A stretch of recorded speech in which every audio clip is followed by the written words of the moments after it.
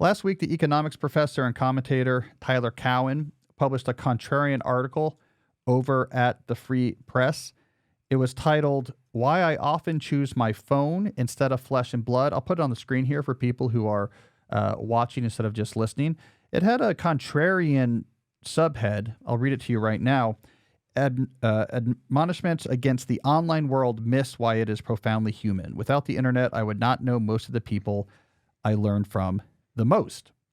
So given my history of technocriticism, with my particular focus on social media and smartphones, you might expect that I would have a lot of disagreement with Cowen, but I'm actually more on the same page as him than you might at first expect. I think it's worth understanding what we agree on, as well as the places where we still disagree, as it will, as you will see, help us uncover a powerful new way of thinking about the role of the internet in cultivating a deep life. All right, so I'm going to dive into the article here a little bit. Tyler opens with a strong claim. I'll read it to you from the article.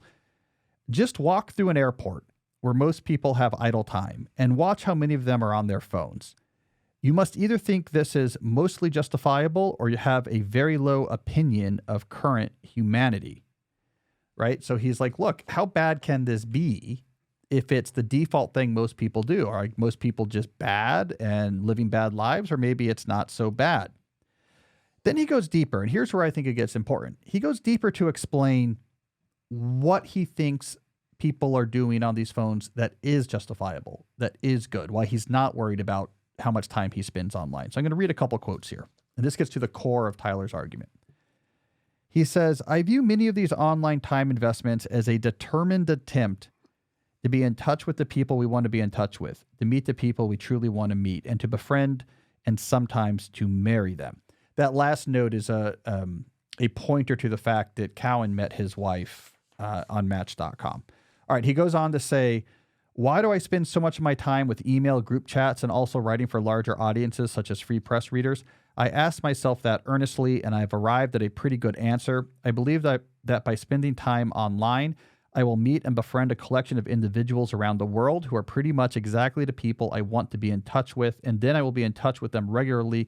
I call them, quote, the perfect people for me, end quote. The internet, in other words, has invented a new means of human connection characterized by the perfect people for me. He later adds, while I do not find my online life depresses me at all, if it did a bit, maybe that would be worth it anyway, given how rich and interesting these connections can be.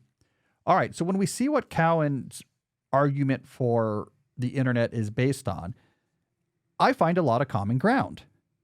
What he is describing when he's talking about the internet delivering the perfect people for me is basically one of the original pitches that accompanied the very early introduction of the consumer internet, which is the ability to discover and connect to interesting people that you'd likely have a hard time ever encountering in person.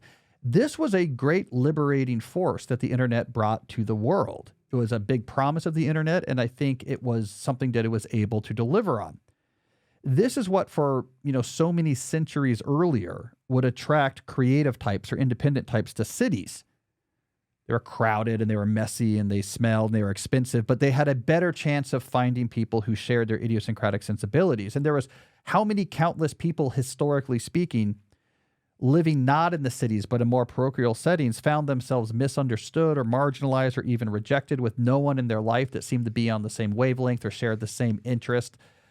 The internet made it possible for basically anyone in the world to connect to anyone else almost for free and basically without delay, friction, or restriction. That is miraculous. I think that is a massive promise that this technology delivered on. Cowen is pointing that out, and I agree with him. But this brings me to a nuance that I think Cowen's piece is missing. Here's the problem. Here's what I would add on to the end of this article that he wrote. The problem is more and more of the way that we're using the internet at the moment is actually pushing us farther away from this original promise of connection.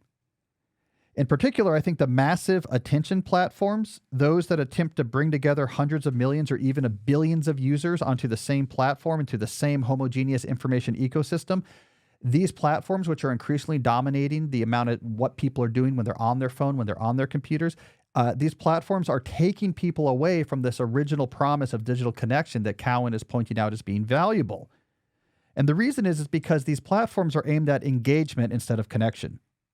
Like the right way to think about these, and I believe this was Nicholas Negroponte's term, is they turn the masses into digital sharecroppers. They want as many people as possible generating text so that algorithms can sort and experiment and test to find what is as engaging as possible in this moment.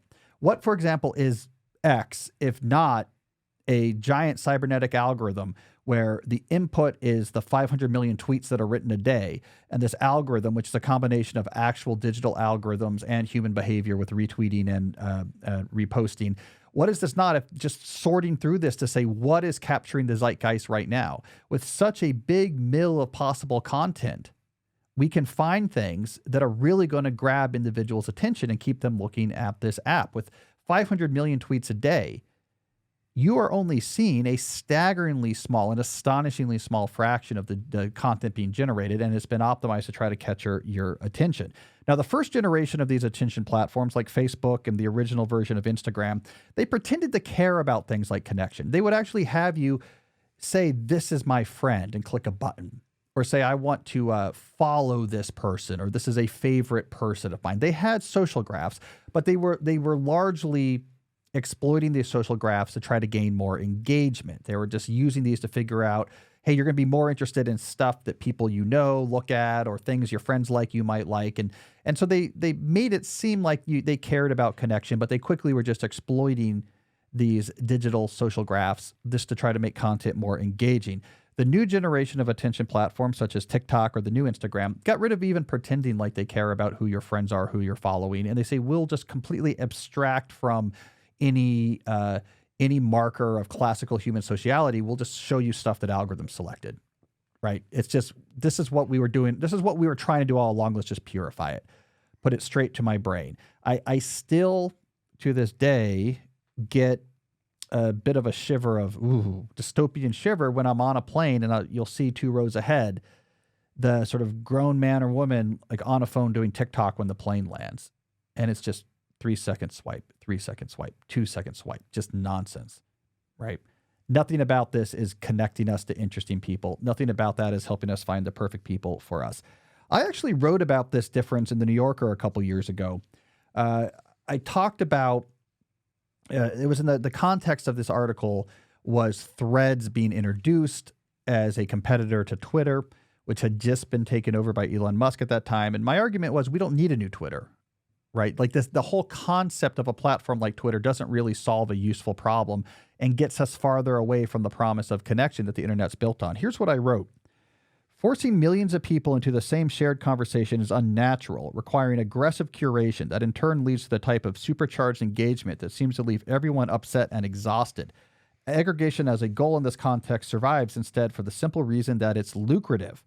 There's great value in connecting huge groups of people to the same platform where they can be monitored and sold targeted advertisements, even if the resulting experience is dehumanizing for those involved. So that comes to the slight issue I have with Cowen's formulation, is that the people hunched over their phones at the airport are largely not connecting to the perfect people for them. They're zoning out to TikTok or getting a vicarious, rancorous thrill by watching an aggressive X feed float by. I think that is a vision that is better analogized to Las Vegas than it is to the original proponents of the internet's vision of a global community of connection.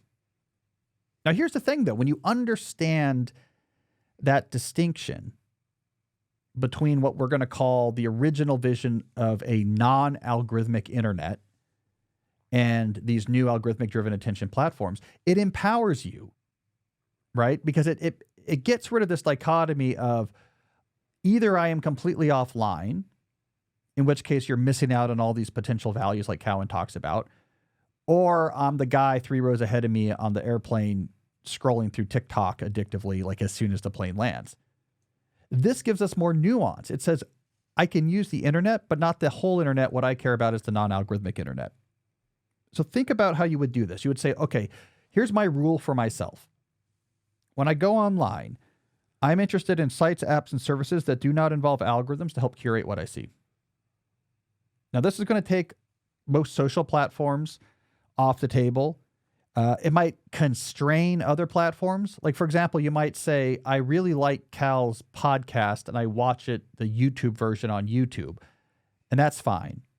But I don't follow the auto recommendations on the YouTube app down some like rabbit hole of just what's going to capture my attention, right? So in some cases, platforms can embody both algorithmic and non-algorithmic engagement. When I wrote my book, Digital Minimalism, one of the big examples of this was Facebook groups. There's a lot of people who had real world groups they were a part of, like running clubs that used Facebook groups to organize. But when they recognized that's what I need Facebook for, they said, great, I'll use a plugin to block an algorithmically selected news feed that's just trying to capture my attention, and just log in to go to the group to see when the next run's going to be. So there's sometimes a platform can have within it both algorithmic and non-algorithmic parts. Hey, it's Cal. I wanted to interrupt briefly to say that if you're enjoying this video, then you need to check out my new book, Slow Productivity, The Lost Art of Accomplishment Without Burnout. This is like the Bible for most of the ideas we talk about here in these videos. You can get a free excerpt at calnewport.com/slow. I know you're going to like it. Check it out. Now let's get back to the video. So what does this really leave on the table then, outside of those examples? Discussion groups. In that New Yorker piece I just quoted from, I spend time on a web forum I love called talknats.com, which is just fans of the Washington Nationals. And every game, there's just a discussion thread. It's about 40 or 50 people are on there. Most people know each other and just having a good time. They have the game on, they're chatting about the game, about where they are. It's fantastic internet community.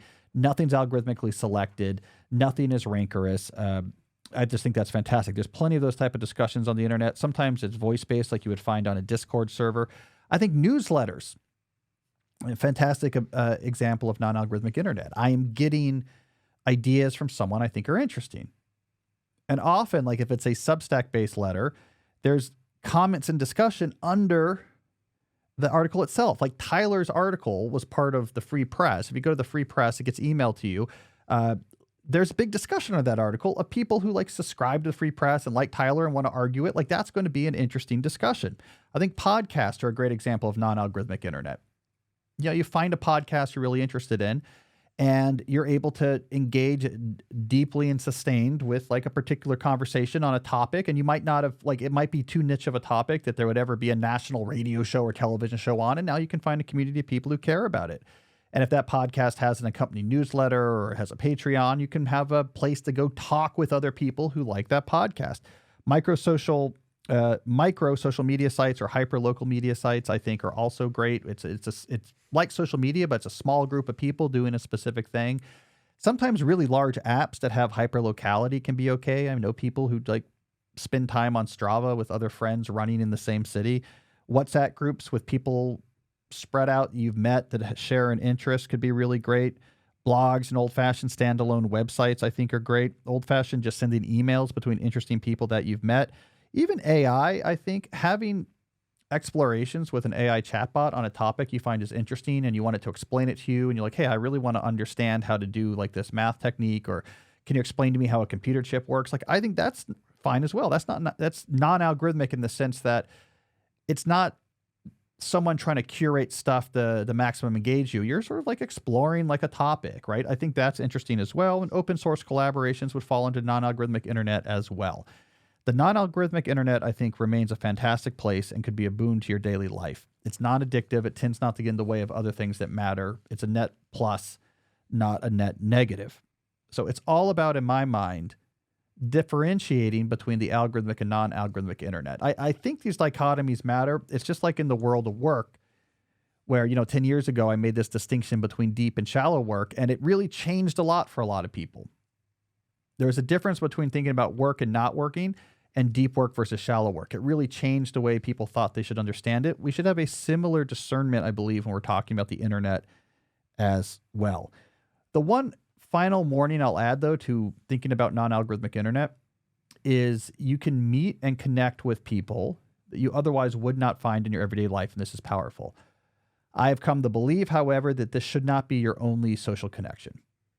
Right? Like, I'm going to use myself as an example here. The non-algorithmic internet has allowed me to meet or stay in touch with people I meet who are precisely matched to my idiosyncratic like abilities and interest, right? Like this morning before we recorded this podcast, I was emailing with Oliver Berkman. How many other writers are there out there who like do considered semi-philosophical writing about things like time management and the good life, right? There's like 4 of us. The internet means I can be talking to one of them on a regular basis. Yesterday, I had a conversation with like Brad Stolberg and Steve Magnus, writers who are also writing in the pragmatic nonfiction space. We're the same age. Like we get along really well. They don't live, Brad's in North Carolina, Steve's in Texas. Non-algorithmic internet means we can chat. We were on a Zoom call and could just sort of chat. And this is all fantastic stuff.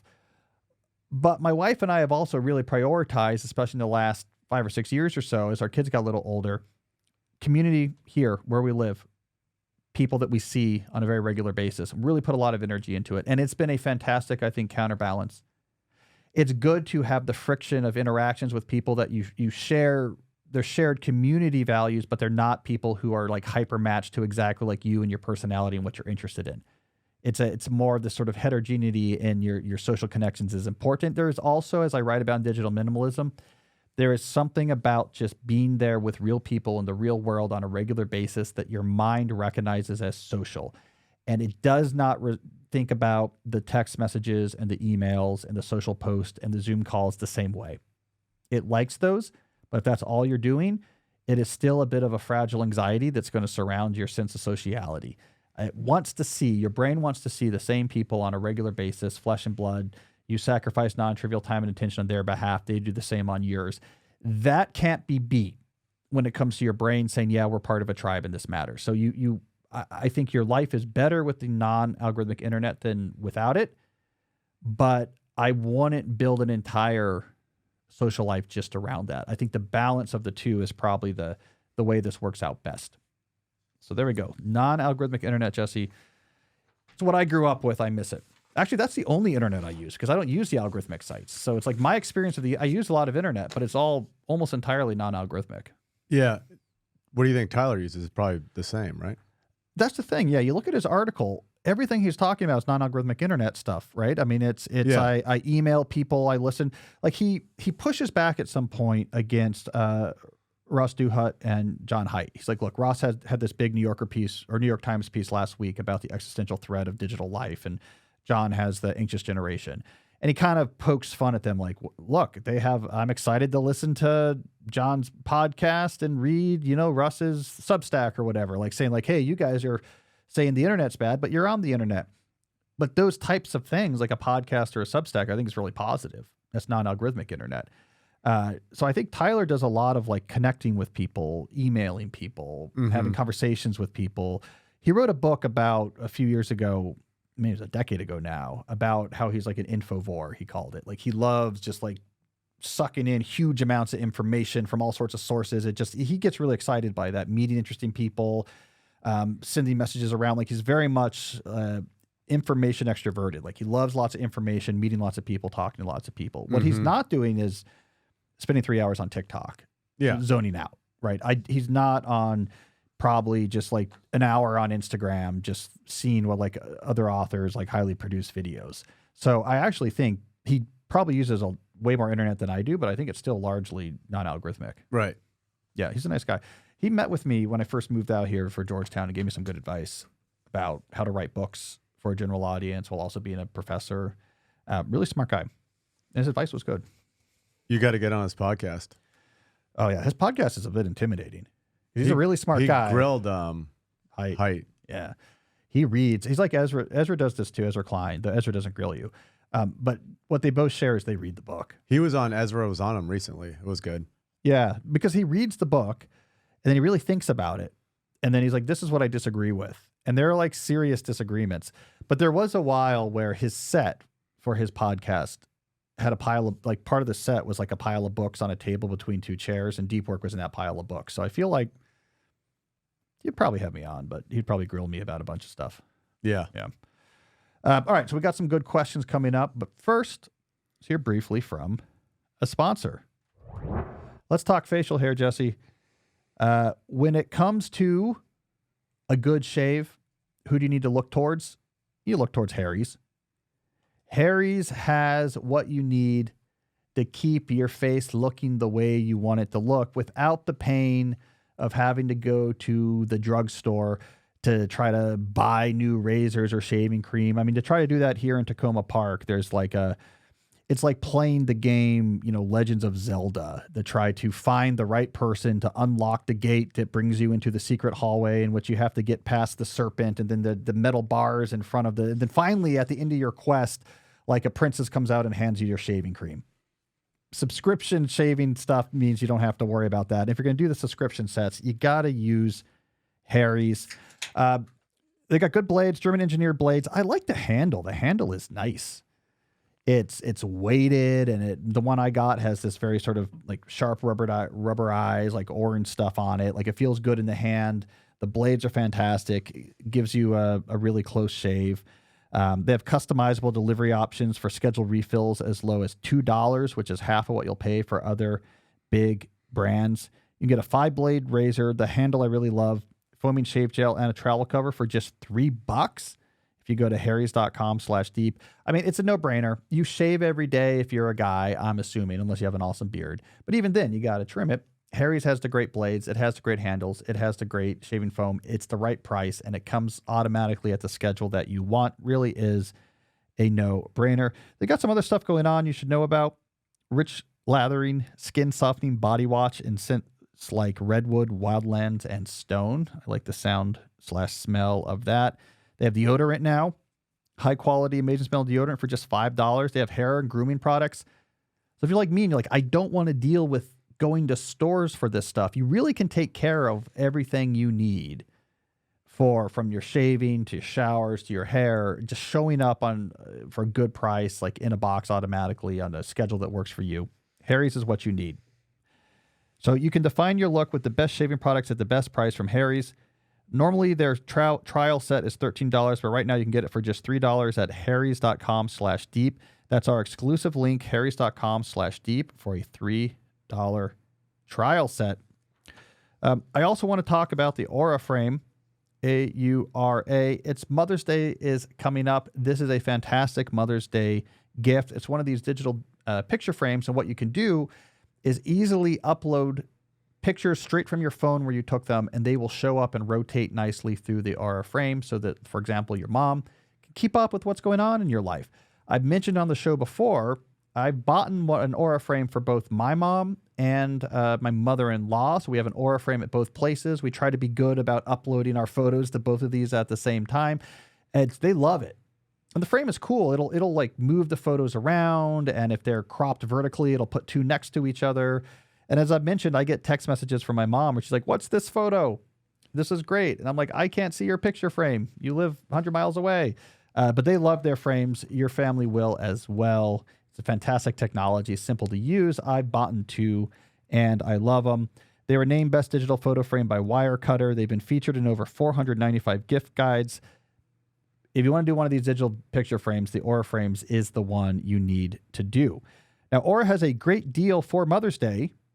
For a limited time, listeners can save on the perfect gift by visiting auraframes.com to get $35 off plus free shipping on their best-selling Carver Matte frame. That's auraframes.com, and use the promo code DEEPQuestions, one word, DEEPQuestions, and you can support the show by also mentioning us at checkout. Terms and conditions apply. All right, Jesse, let's do some questions. First question is from Antonio. Can you suggest activities for deep breaks? As a recovering binge worker, I struggle to maintain a sustainable work pace. I think that planning for some deep breaks along the workday may help me out. Well, I'm going to suggest two things. All right. You say you're a recovering binge worker. A, I would say just work less.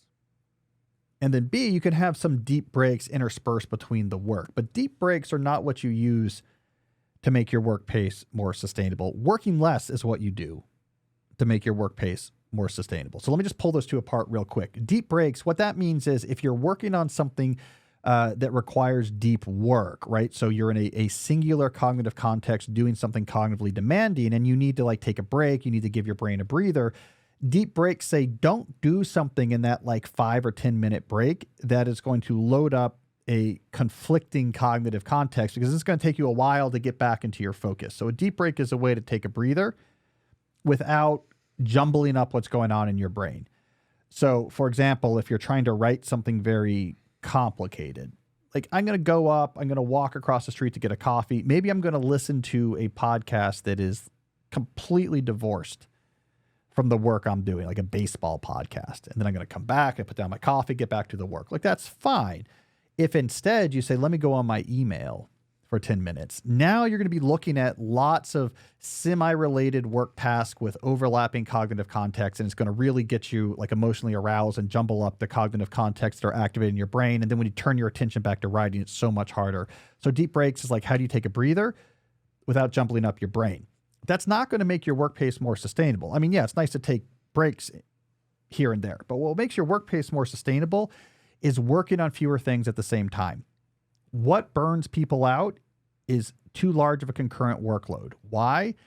Everything you agree to work on is going to bring with it its own administrative overhead, emails, meetings, conversations that you have to do to collaborate and keep up with the work.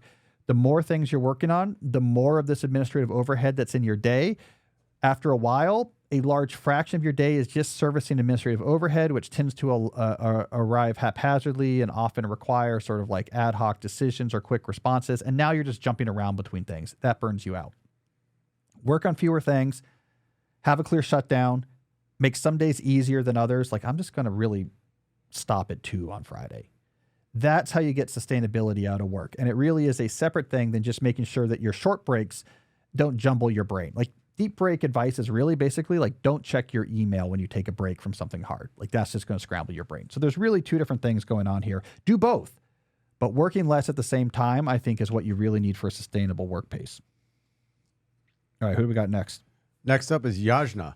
I'm struggling with the idea of becoming a parent, largely because I fear losing the time and space required for deep work. This difference in priorities is causing tension between me and my partner, who doesn't share the same creative drive or need for deep focus. Could you share your thoughts on how to approach parenting without resenting the sacrifices to my deep work?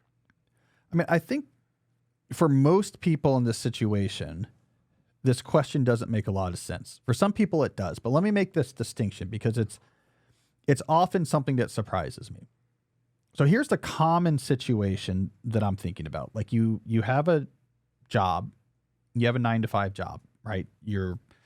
You work at, like university or something like that. You have a job, maybe like it's hybrid, like on one day a week, you could like do it from home or something, but like you have a traditional job.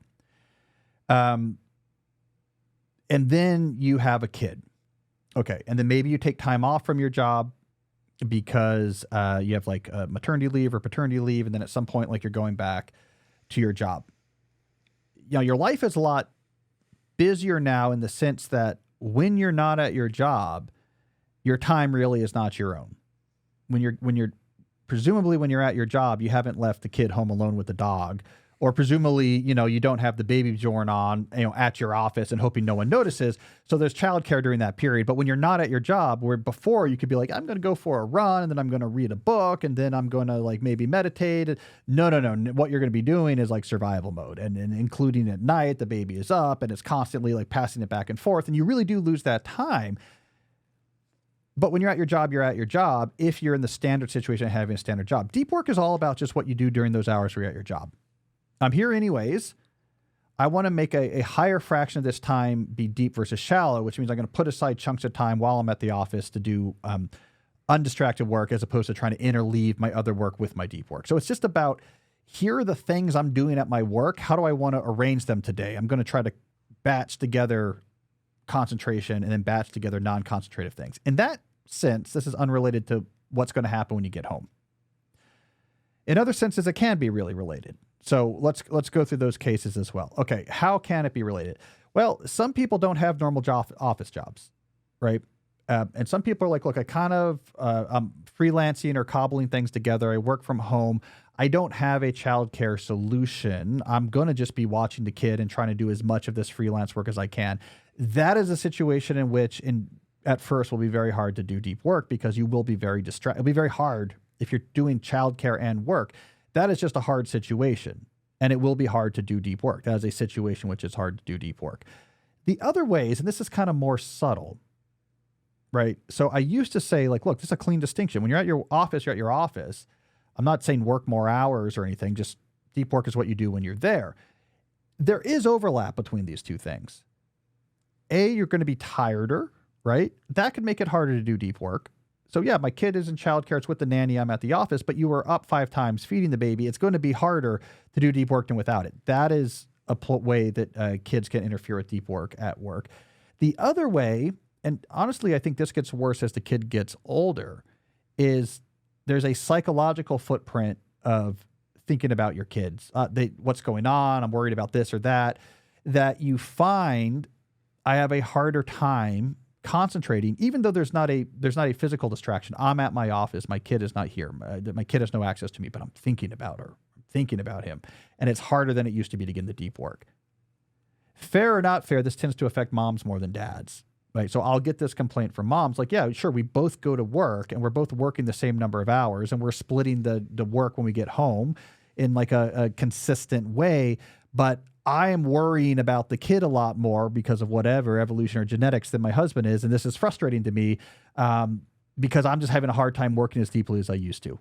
And I think that's a reality I didn't used to notice. But then we had someone on at some point, Jesse. We had a psychologist on who sort of explained this. Like someone who studies psychology at work. All right, so we put these together. What do we get? We get, okay, during this period, you got to be really on the ball. If you're working at an office, be on the ball when you're working because you don't have access to time outside of that, right? So you want to be organized and separate time blocking, and deep work for non-deep work is important because you just you're not going to have the ability that you might have had before the kid to be like, I'll just like, when I get home from work, knock out the memo. So you have to be more on the ball. 2, you probably do have to moderate your deep work expectations, whether it's because you're freelancing at home, tiredness, or psychological footprint of kids. It is going to like reduce your facility with deep work, but then it gets better, right? And then the kids get older and it's the division between the two. It's less of a crisis mode.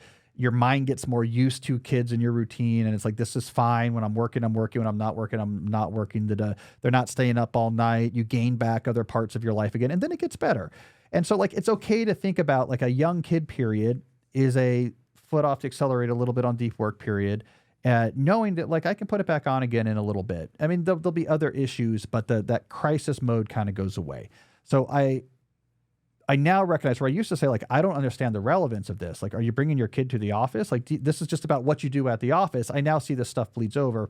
So get realistic about it, but know that like from a work perspective, it does, in some sense, it does get easier, better to get back to deep work, or you'll end up like simplifying. Like, actually, I don't want to work this much. I'm going to sort of change my, which I think is also a very natural evolution that kids can sometimes push. This used to be this big thing, right? Jesse, like people would always write in like, well, who's watching the kids when you're doing deep work? It's like, I'm at the office. Like, I don't understand.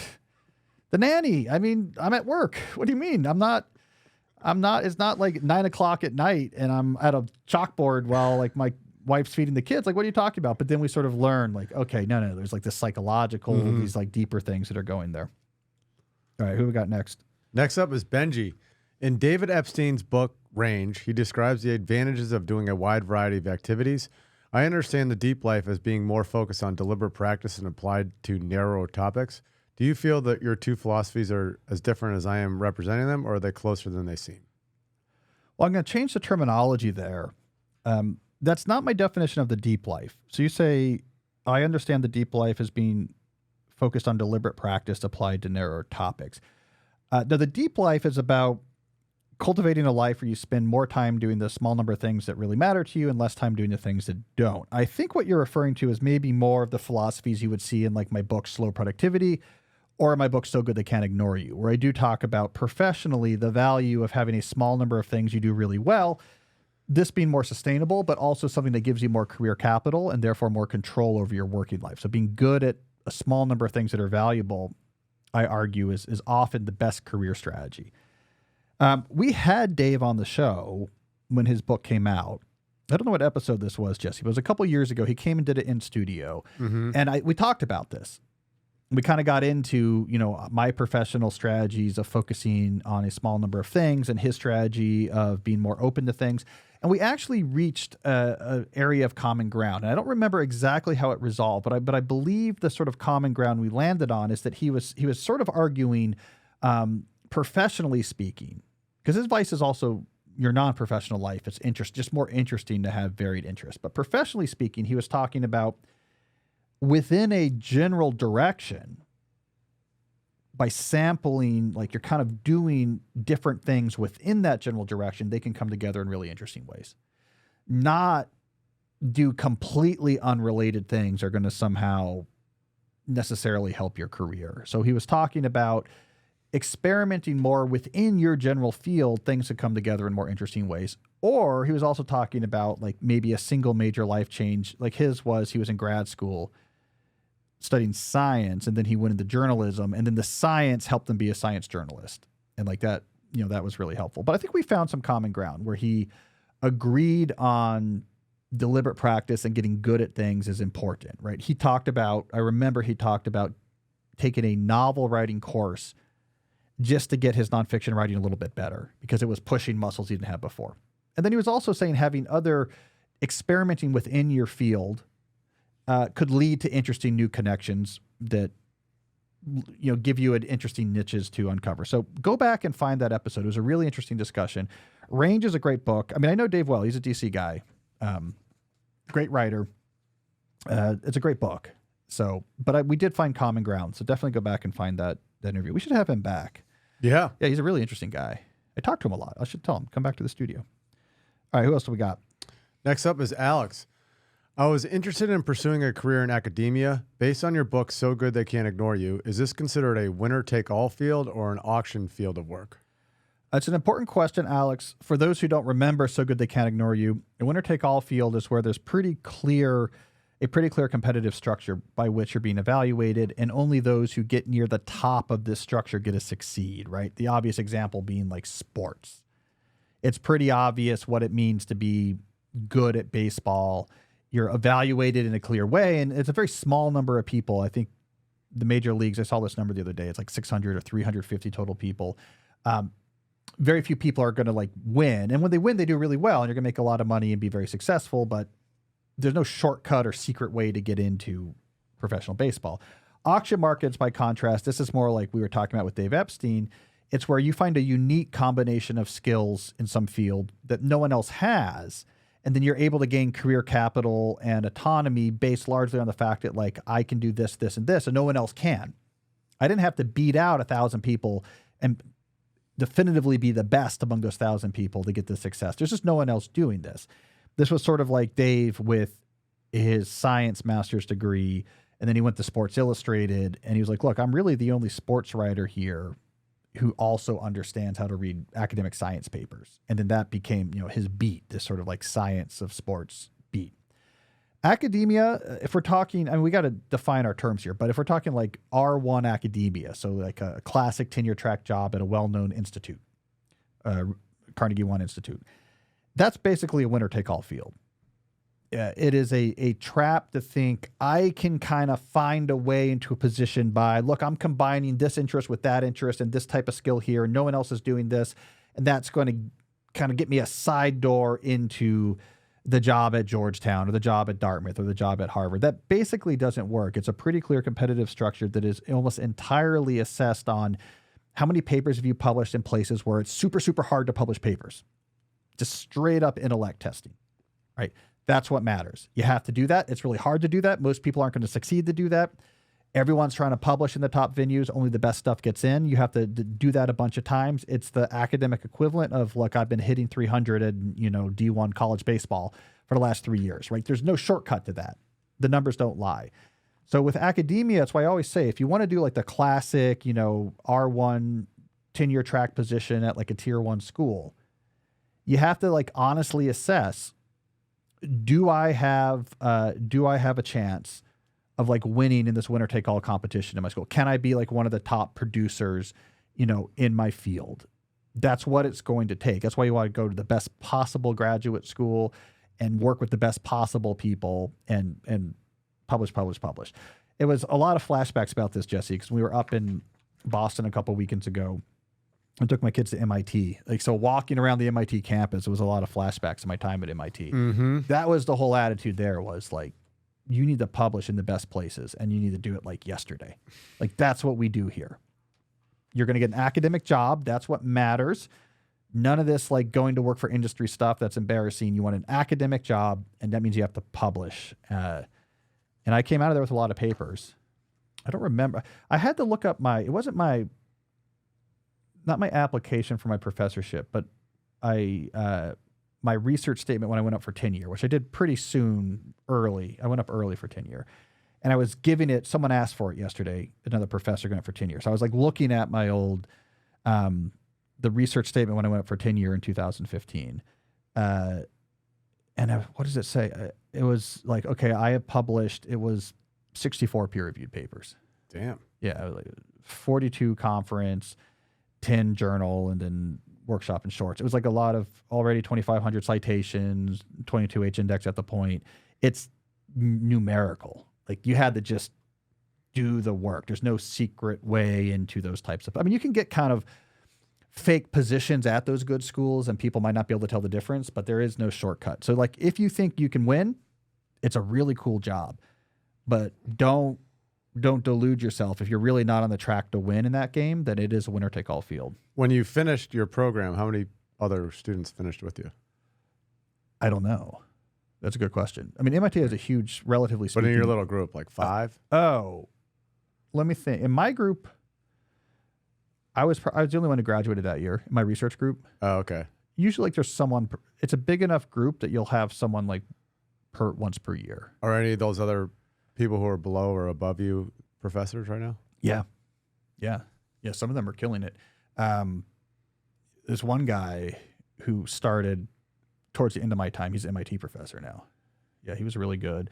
Another person, she came up in conversation the other day. She's at Tel Aviv University, 10 years, doing really well. Here's the most funny coincidence is there was someone I went to undergrad with. He was a year ahead of me. I think a year ahead of me, Jeremy. We were both undergrads together at Dartmouth. We both ended up at MIT working in the broader theory group. And then we graduated the same year, and we both got hired at Georgetown the same year. So we have been, and then we got tenured the same year, and we got full professor the same year. So you see him all the time? Every day. Yeah. So we have our CS trajectories began in undergrad, and we have never been separated since. Yeah. That's pretty wild. Yeah. It's just kind of like a coincidence. Yeah. My closest collaborator who graduated a couple of years before me, he's a National University of Singapore. He's crushing it over there. That group was very successful in placing people in academia. Mm-hmm. Yeah. Interesting. Going back there.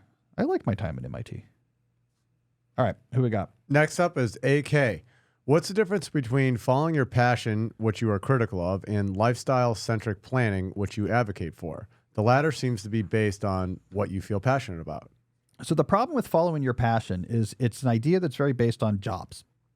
It's very job specific. So this phrase, follow your passion, is specifically referring to how you select a job and what you should expect in return for that selection. It says if you match your job to a pre-existing passion, your life will be good and you'll be happy. My argument is that often doesn't work, and a lot of people don't have a clear passion they can match the jobs in the first place. What does bring people day-to-day happiness is actually the reality of their day-to-day lifestyle. Who are they around? What type of place do they live? Like, what's the rhythm of their day? What's going on? Is it like a day where they're living somewhere scenic and they're done with work by 3 and they're mountain biking in these mountains, and then they come back and there's like friends in the backyard and it's cafe lights and they're like trying out like a microbrew that someone brewed and just socializing? Or is it like they're in they're in a city and it's like all energy and they're kind of like plugged into like an art scene and you feel like, what do I want my day to day? That's what makes your affect is affected by the reality of your day to day, like what type of things happen in your day to day. So my argument has been for a very long time, Work backwards from that. Like, what do I want my days to be like? Then I'll figure out, like, how do I get that? And your job will be one of the big levers you use, among other things. But now your job is way more instrumental. In the follow your passion paradigm, your job is the source of your contentment. In the lifestyle-centric career paradigm, your job is one of the tools you use to get to a lifestyle that you think is going to cause you contentment. It's way higher probability to work backwards from the lifestyle that seems good than to work forwards from the job. I mean, I think most people can identify, like, yeah, a lifestyle like this would make me happy, and it's different from people to people. That's not super hard to identify. What is hard is assuming that just like your choice of the job is going to give you everything you want and care about in your lifestyle. And in fact, one of the main reasons why following your passion fails is that connecting a job to something you're passionate about often disrespects or steps on all of the other stuff that's important to you in your lifestyle.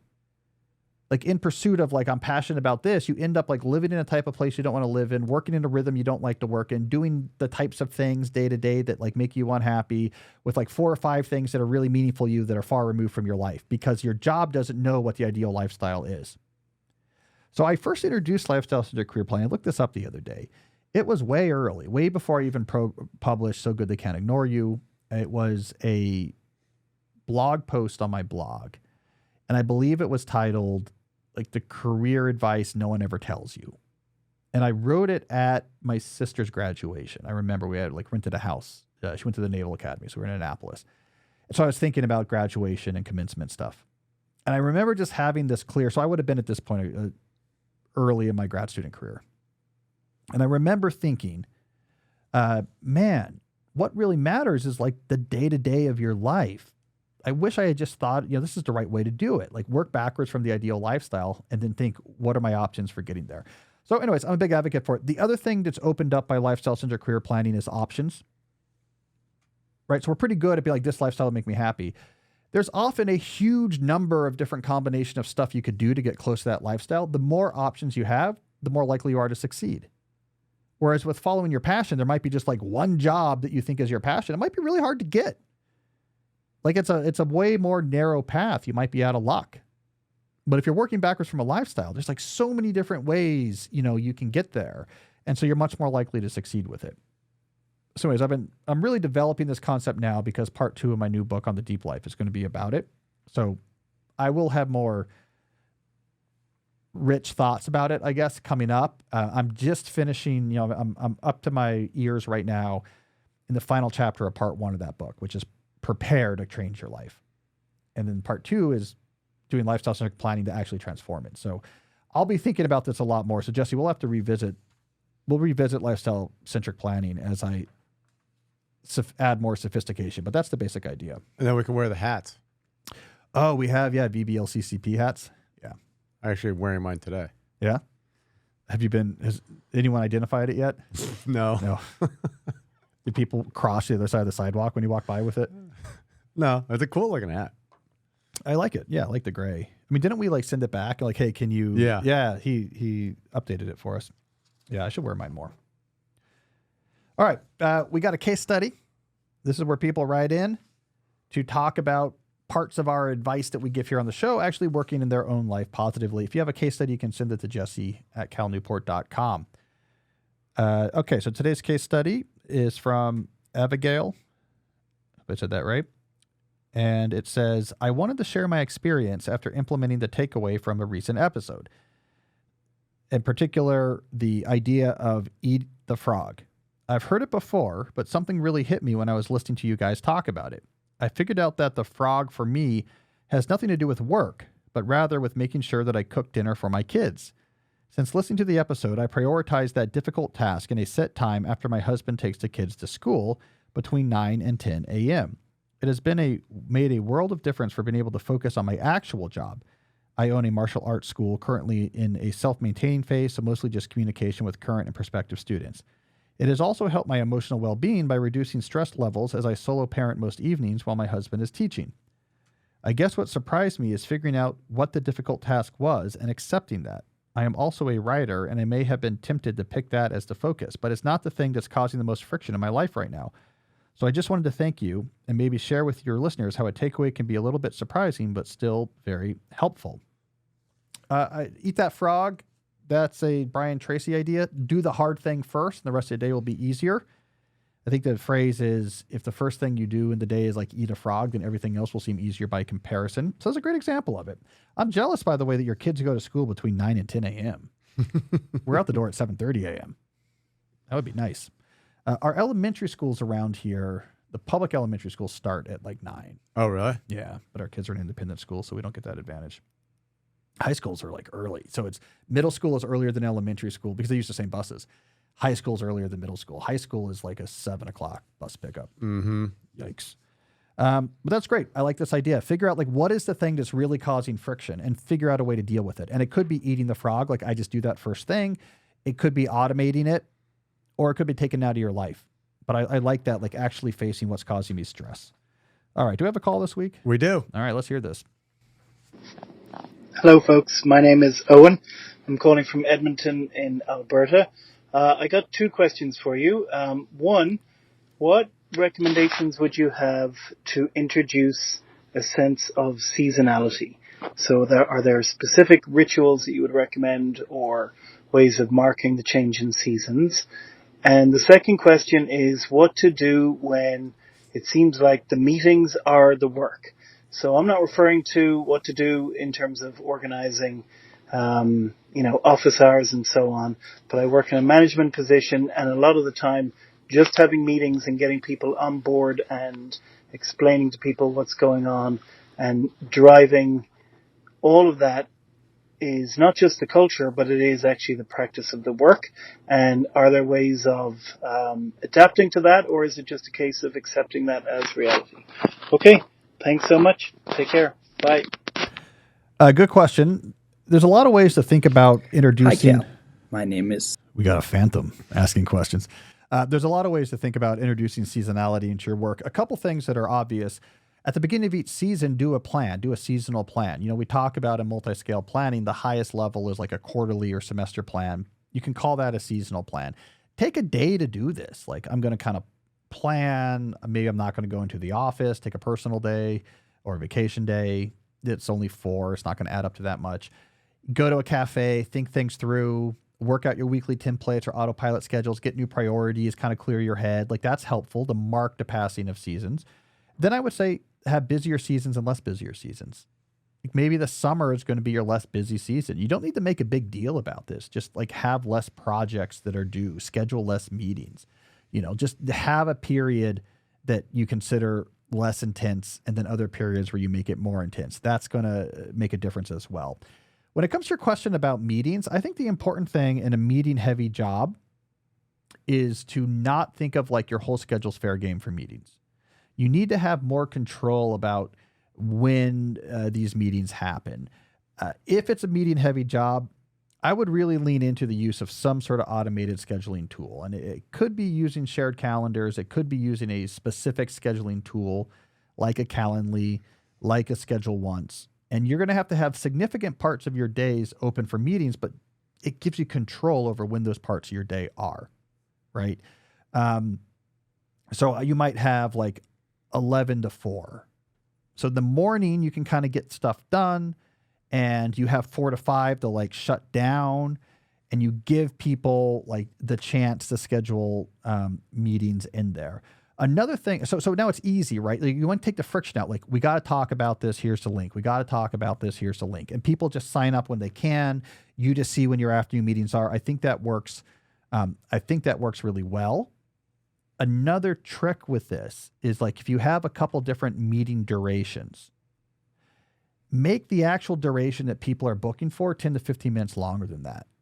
So if you're using one of these scheduling tools, you could have like a short conversation. You describe it however you want. So you could be like short conversation, 15 minutes, longer conversation, 45 minutes. But the actual scheduling schedules a half hour for the short conversation and an hour for the long one, so that you are going to have extra time right after a meeting to fully process your notes from that meeting. What do I need to do with this? What tasks need to go on my task list? What follow-up can I do right away?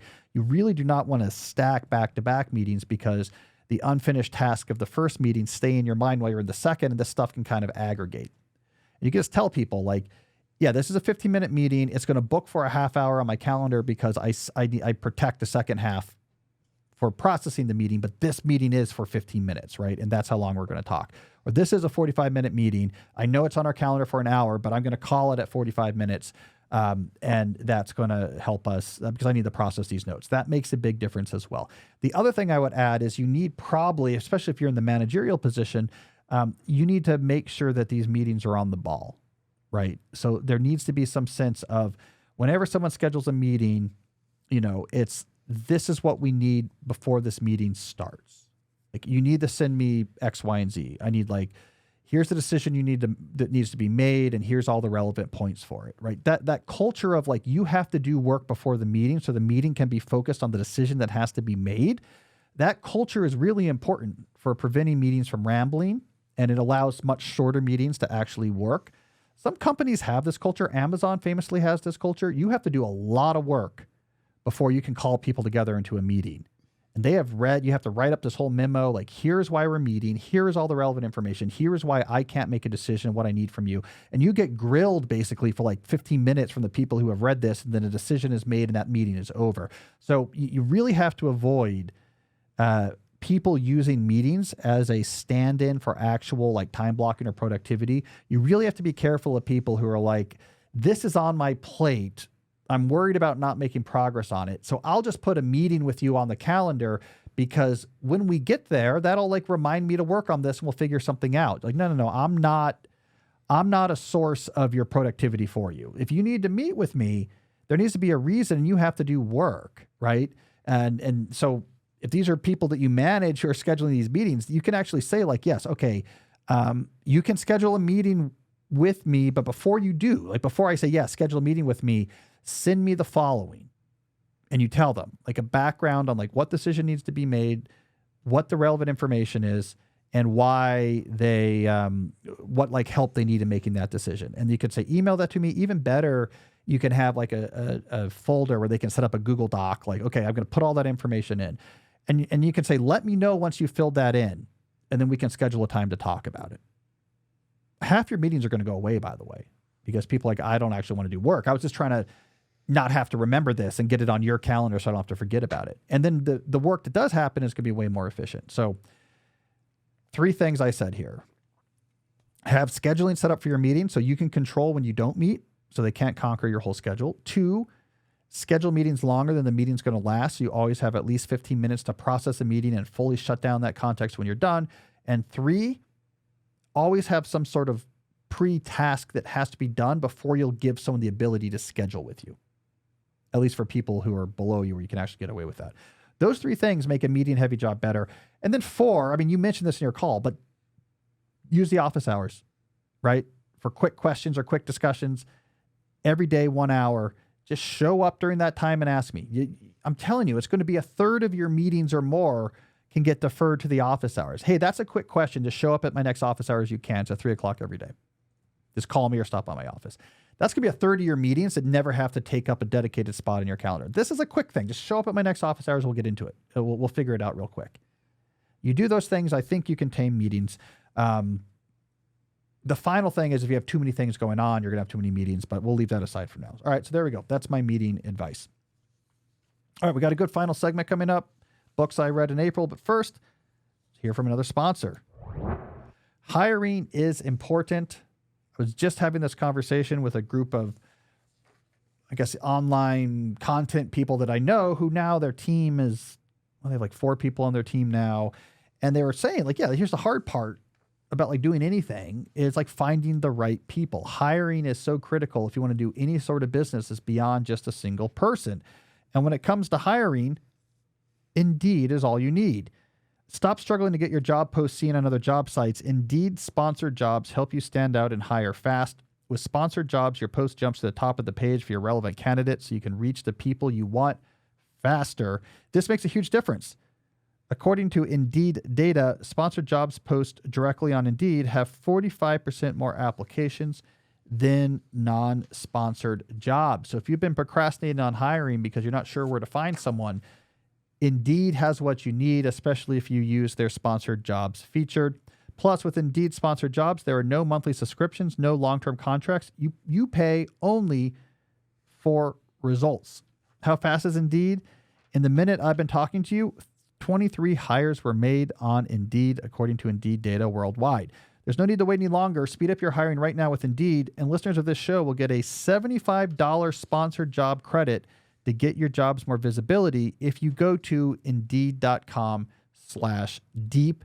Just go to Indeed.com/deep right now and support our show by saying you heard about Indeed on this podcast. Indeed.com/deep. Terms and conditions apply. Hiring, Indeed is all you need. I also want to talk about our friends at Shopify. Again, people I know a lot of people in the world that do things online, sell things online, from the physical to the digital. And there's a consensus that Shopify is how you sell. All right. Shopify is the commerce platform behind millions of businesses around the world.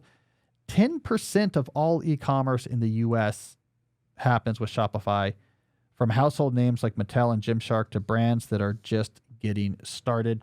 With Shopify, you can tackle all the important tasks in one place, from inventory to payments to analytics and more. It makes the marketing minefield easy with built-in tools for running social media and email campaigns so you can find new customers and keep them. And if you're looking for your business to grow internationally, Shopify has global selling tools to help you in over 150 countries. In person, trying to open up an old-fashioned store? Shopify's award-winning point of sale connects your online and offline sales all in one place. It has 99.99% uptime and the best converting checkout on the planet, so you'll never miss a sale again when you use Shopify. So get all the big stuff for your small business right with Shopify. Sign up for your $1 per month trial and start selling today at shopify.com/deep. Go to shopify.com/deep. That's shopify.com/deep. All right, let's do our final segment. The first episode in May, so I'll talk about the books I read in April. I read, as I often try to do, 5 books in April, which I'll briefly summarize for you now. The first was I, Robot by Isaac Asimov. I came across, actually my wife came across it, a cool vintage version. It's like a 1950s version with a great sort of sci-fi modernist cover. The book itself came out in the 40s, but so this is like a pretty early edition, not a first edition.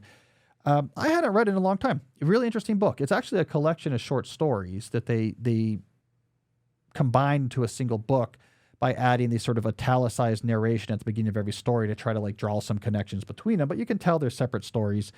It's interesting because Asimov is dealing with ideas that seem relevant in our current age of AI at a time when computers didn't even exist.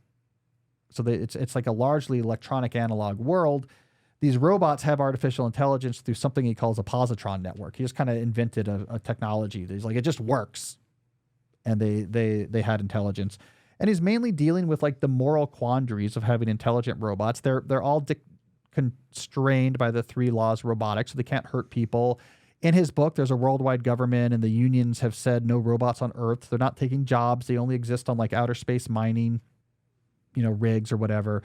And the stories are like about these like border cases, moral quandaries about weird stuff that'll happen. Including there's a cool story on a space station early on where like one of the robots becomes a god to the other robots. It's like one of those types of things. Anyways, it was good. Asimov is an interesting character. I like the fact that he was a professor and then his sci-fi writing became so successful that he became a full-time writer. I kind of collect those stories. Then I read, because I don't know, I read a lot about Disney for some reason. But I read a new one called After Disney by Neil O'Brien. It was a book about the period right after Walt died and about that like 10 to 20 year period. And it's really like a TikTok business book, and not like TikTok TIK, but TICK. Like this happened, that happened, this happened. It just kind of captures this period where Walt's son-in-law takes over and what was going on in the company. I just have always been interested in Disney as a business. We're going, by the way, God help us. I have a talk in Anaheim, and we're bringing out the kids. You're going to the one on the West Coast? We're going to Disneyland. Yeah, God help us. Actually, I'm looking forward to it because I've read all these books about Disney, including books about Disneyland itself. So I want to. You've been before, right? I've never been. Really? Yeah. Yeah, my parents. I've been to Disney World. I've been to neither. My parents weren't on board with that. But I'm excited for Pirates. I love old animatronics. Pirates of the Caribbean, Haunted Mansion, like that type of stuff, I'm excited about. Or staying in the Grand Californian. Sweet. Doing it up. That should be fun. Then I read The Baseball Book of Why by John McCollister because it's baseball season started. I like to try to read some baseball stuff when it started. I'm reading another baseball book now, but just to kind of get in the mood. That was a quick read. Then I read The Technological Republic by Alexander Karp and Nicholas Zamiski. So Karp is the founder of Palantir, I believe, right? Which is like a Silicon Valley style tech company that works on military technology. It's an interesting book. I like these types of books where they have like a new way of looking at things. There is a lot of homogeneity, I think, in like tech journalism and tech criticism. It's like, this is how we think about this. And then everyone gets on board with that. This book is coming in and saying like, hey, we should be using technology, like not just like their argument, Karp's argument, which I've heard him make before, is it's like wimpy or a lack of courage or interestingness that like all of these tech companies, like what's the safest thing we can do is make like advertising based apps, like social media apps and video sharing apps. And he's like, we should be building cool stuff with technology. And in particular, like we should be making our country better. Like technology shouldn't just be like, what's the safest thing we can do that, is going to maybe make the most money. We should be like building better weapon systems so the US can like be awesome, right? We should be building flying cars and like doing cool stuff that makes the country better. Like have ambitions for our technologies beyond just these like anodyne distraction apps. So, I like that argument. And clearly he's biased in the sense that he wants the answer to be like Palantir is the right thing to do. His argument is like military technology is important. Like it's better that the U.S. needs to be better than other countries at the military. That's for our benefit and the benefit of the world. But I like that more general argument of like we should be more inspired with technology, like do cooler, bigger things with it, not just trying to make apps that like in theory could be like a $1 billion unicorn, but doesn't really help the world at all. So it was interesting. He's a good writer. Finally, I read Everything is Tuberculosis. This is John Green, the novelist, wrote this nonfiction book about tuberculosis and its history and his own experience meeting someone at a tubercular ward in Africa. It's getting really good reviews. It was a good book. Yeah, John Green's a good writer. I picked this up randomly at the Harvard bookstore, and it was good. It's interesting. It's partially the history of tuberculosis, partially like why we should be treating it more, like the history of policy on tuberculosis, plus personal narrative. And it's an interesting book. I like those types of swings. So I enjoyed it. I recommend it. There we go, Jesse. Those were my books. Like it. For April. I'm off to a slow start in May, but I think I'll catch up. All right. That's all we got. We'll be back next week with another episode. Until then, as always, stay deep. Hey, if you like today's discussion about the benefits of the non-algorithmic internet, you might also like episode 346, which is about getting smarter in a dumber world. I think you'll like it. Check it out. Is that in this new world of smartphones, we might have to start training our brain in a way that we didn't worry about 20 or 30 years ago.